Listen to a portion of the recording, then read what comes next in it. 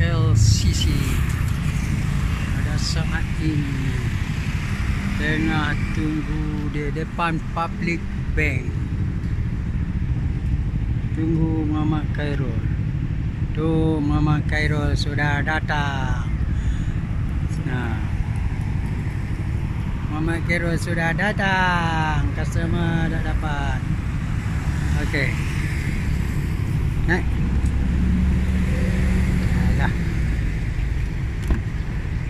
Kucing-kucing aja. Tak, kenapa sampai sini pula? Kata sini pula anu dia. Dia tengoknya tunjuk dalam videonya dia kan. Ada depan balik yang berarti situlah kan. Apa dari belakang pergi situlah. Pun tak ada. Tadi dah tunggu di depan. Dah lama tak ada. Dia kata ada kat air pancut. Air pancut belakang lah. Ini mana ada pancut? Air pancut sikit-sikit je.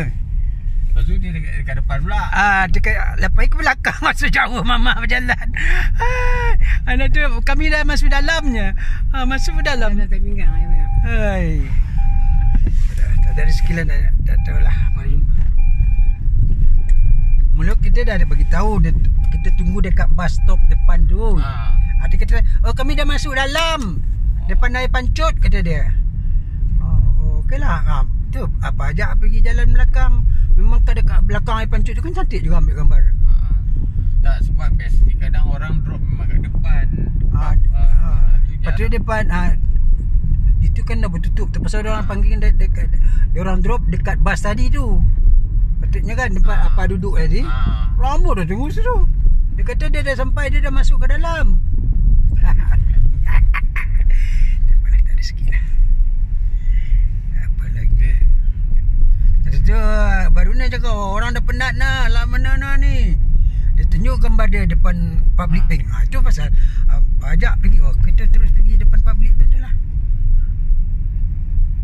Tak ada juga. Tak ada juga. Tengok pun tak ada dia.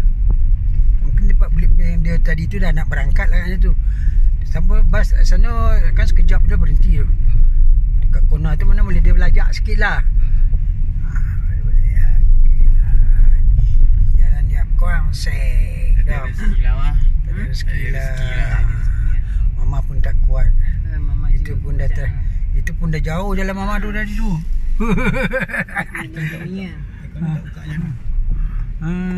Kita sekarang dekat Jalan Yap Kuang Seng. Tak berhasil mama jumpa kawan. Okey, kita balik lagi. Mana?